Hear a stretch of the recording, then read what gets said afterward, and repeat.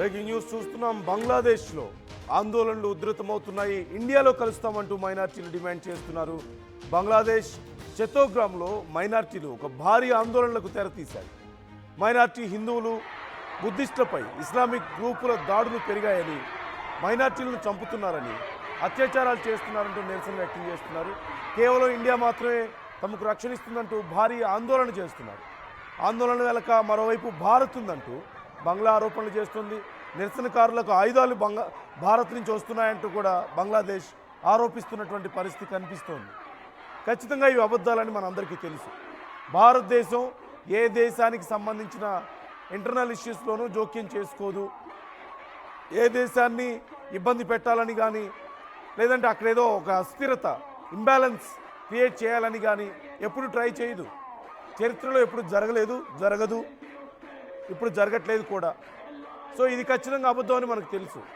ఇక జరుగుతున్నటువంటి పరిణామాలు చూస్తున్నాం. బంగ్లాదేశ్లో హిందువుల మీద ఎన్నెన్ని అకృత్యాలు జరిగాయో మనకు తెలియదు కాదు, ఎన్నెన్ని దాడులు జరిగాయో మనకు తెలియదు కాదు. హిందువుల ఇళ్లలోకి చొరబడి దాడులు చేసి, వాళ్ళ మహిళల మీద అత్యాచారాలు చేసి, వాళ్ళ ప్రాణాలు తీసి, రోడ్డు మీదకి ఈడ్చుకొచ్చి కొట్టి దాడి చేసి ప్రాణాలు తీసినా సరే మాట్లాడే పరిస్థితి లేదు బంగ్లాదేశ్లో. అక్కడున్న గతంలో జరిగినటువంటి ఒక దాడి మనం చూసాం. బంగ్లాదేశ్లో ఒక రాజకీయ పార్టీకి సంబంధించినటువంటి కుటుంబానికి సంబంధించినటువంటి వ్యక్తులే, అంటే ఇప్పుడు అధికారంలో ఉన్నవాళ్ళు, ఇలాంటి దారుణాలకు పాల్పడుతుంటే ఇక ఎవరు అక్కడ రక్షణ ఏముంటుంది? బంగ్లాదేశ్లో ఉన్నటువంటి హిందువులు లేదంటే మైనారిటీల పరిస్థితి రోజు రోజుకి దిగజారిపోతుంది కాదు, దిగజారిపోయింది. పరిస్థితి చాలా అధ్వానంగా ఉంది. అక్కడ ఉన్నటువంటి బుద్ధిస్టులు అయినా సరే, ముఖ్యంగా హిందువులైనా సరే విపరీతమైనటువంటి విచక్షణ ఎదుర్కొంటున్నారు. అక్కడ మైనార్టీలుగా ఉన్న వాళ్ళకి భారతదేశంలో మైనార్టీలకు ఉన్నట్లు ప్రత్యేకంగా ఎలాంటి ఫెసిలిటీస్ లేవు, రిజర్వేషన్స్ లేవు, ఉద్యోగాలకు సంబంధించి ప్రయారిటీ లేదు. వీటన్నిటికి తోడు విపరీతమైనటువంటి విచక్షణ, విపరీతమైనటువంటి వాళ్ళ మీద దాడులు, విపరీతమైనటువంటి విద్వేషం, ఇవన్నీ జరుగుతున్న నేపథ్యంలో ఇక చివరికి బంగ్లాదేశ్లో ఉన్నటువంటి మైనారిటీలు, హిందువులు ముఖ్యంగా ఆందోళన చేస్తున్నారు. మనం చూస్తున్నాం, ఇదిగో స్క్రీన్లో మనం చూడొచ్చు. బంగ్లాదేశ్లో ఆ పర్టికులర్ పార్ట్లో ఉండేటువంటి ముఖ్యంగా ఈ మైనార్టీలు, హిందువులందరూ భారతదేశంలో కలుస్తామంటూ ఆందోళన చేస్తున్నారు. స్క్రీన్లో మనం చూస్తున్నాం. రోడ్ల మీదకి వచ్చి మేము ఇండియా వెళ్ళిపోతాం, మమ్మల్ని ఇండియా పంపించేయండి, మాకు ఇక్కడ రక్షణ లేదు అని చెప్పి వాళ్ళు కోరుతున్నటువంటి పరిస్థితి కనిపిస్తోంది. అసలు వాళ్ళు ఏమంటున్నారు ఒకసారి విందాం, వాళ్ళ మాటల్లోనే విందాం.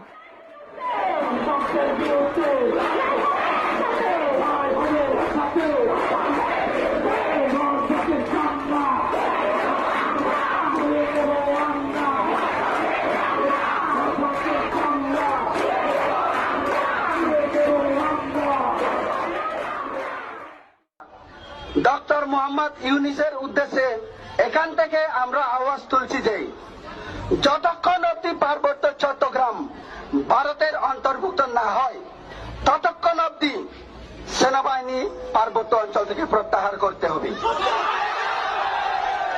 3 নম্বর, যতক্ষণ অব্দি পার্বত্য চট্টগ্রাম ভারতের অবিচ্ছেদ্য অংশ কিংবা ভারতের অন্তর্ভুক্ত হচ্ছে না ততক্ষণ অব্দি সেখানে সেনা শাসন এবং গণহত্যা বন্ধ করতে হবে, না হলে এই আন্দোলন আমাদের জারি থাকবে।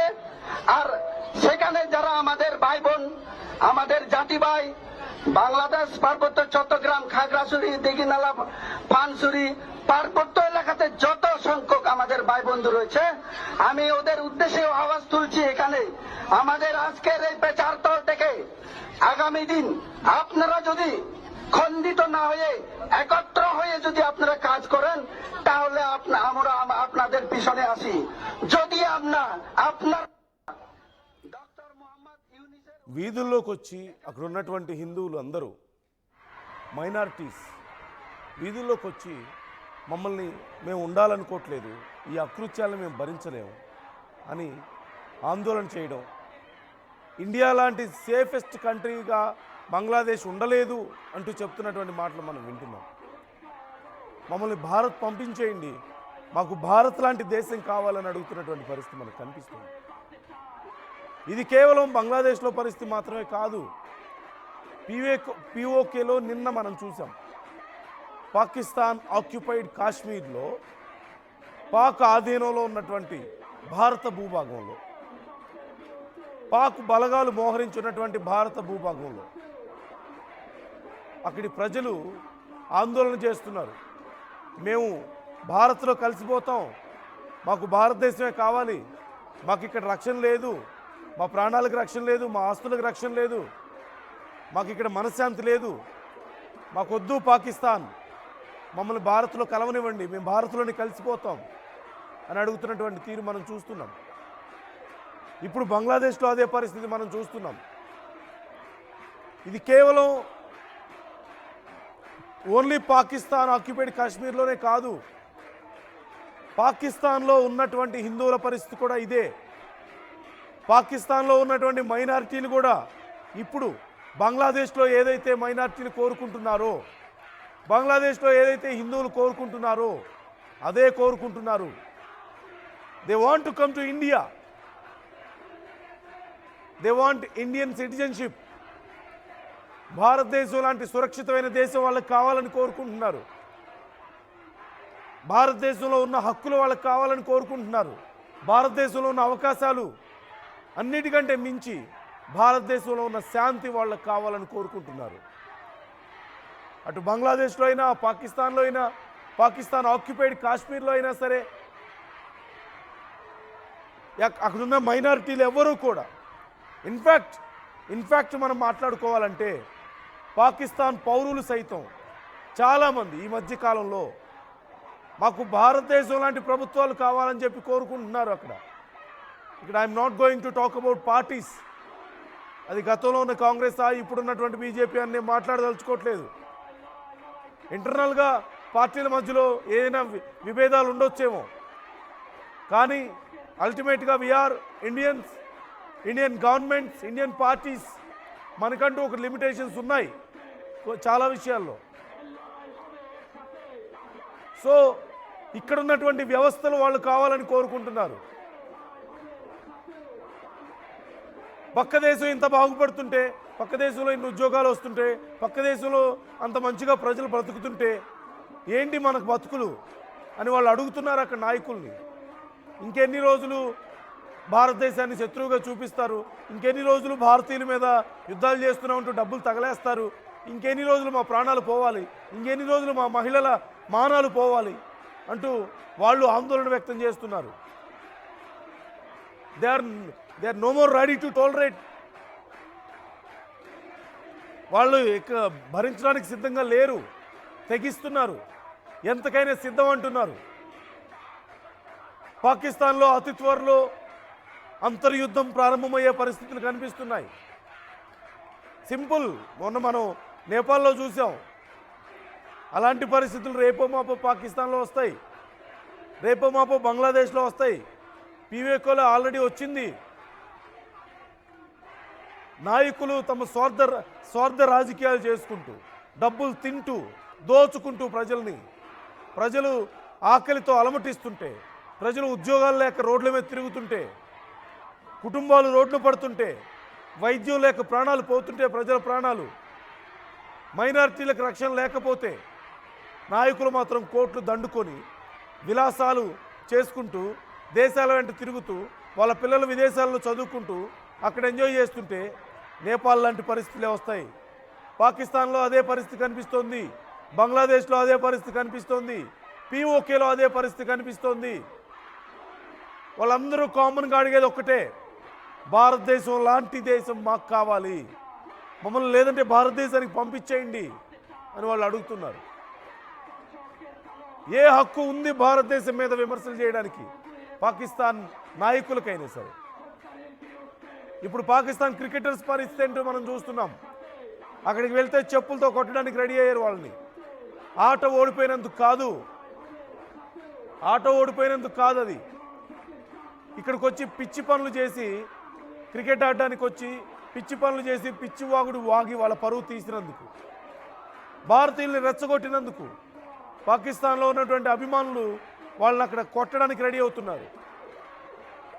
బంగ్లాదేశ్లో మనం చూస్తున్నాం ఎలాంటి నిరసనలు చేస్తున్నారు.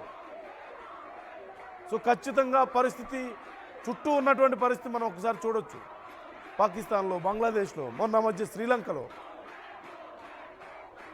భారతదేశంలో ఉన్న సుస్థిరత ఇంకెక్కడా లేదు. భారతదేశం లాంటి దేశం వాళ్ళకి కావాలంటున్నారు, ఇక్కడ లాంటి చట్టాలు కావాలంటున్నారు, ఇక్కడ లాంటి ప్రభుత్వాలు కావాలంటున్నారు, ఇక్కడ లాంటి నాయకులు కావాలంటున్నారు, ఇక్కడ లాంటి స్వేచ్ఛ శాంతి కావాలని వాళ్ళు కోరుకుంటున్నారు.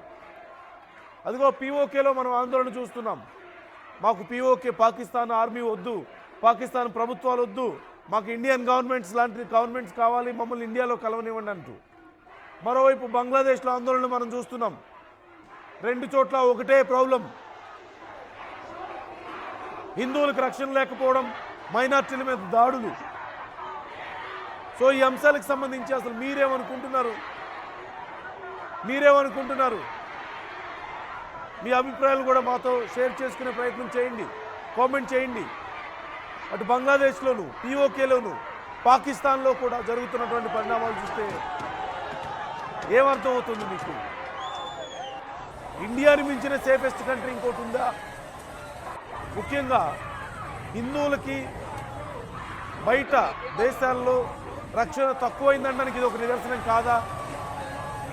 మైనారిటీలుగా హిందువులు ఉన్న చోట హిందువుల మీద జరుగుతున్నటువంటి దాడులకు ఇవి నిదర్శనాలు కాదా? హిందువుల మీద దౌర్జన్యాలు జరుగుతున్నాయనడానికి ఇవి నిదర్శనాలు కాదా? ఖచ్చితంగా అతి త్వరలో పాకిస్తాన్లో ఒక అంతర్యుద్ధం రాబోతుంది. బంగ్లాదేశ్లో హిందువుల నుంచి వస్తున్నటువంటి, మైనారిటీల నుంచి వస్తున్నటువంటి ఆందోళన చూస్తున్నాం. పీఓకే అతి త్వరలో భారతదేశంలో కలవడానికి సిద్ధమవుతుంది. అక్కడ వ్యవస్థలు దెబ్బతింటున్నటువంటి పరిస్థితి. కానీ ఎక్కడా కూడా భారత్ ఇన్ఫ్లుయెన్స్ లేదు. మనకున్నదాన్ని మనం జాగ్రత్త చేసుకునే ప్రయత్నమే తప్ప ఎక్కడి నుంచో ఏదో తీసుకొచ్చేద్దాం, వాళ్ళని దోచుకుందాం, వాళ్ళని కూడా మనలో కలుపుకుందాం అన్న ఆలోచన భారతదేశానికి లేదు. సో మీ అభిప్రాయాలు కూడా మాతో పంచుకునే ప్రయత్నం చేయండి.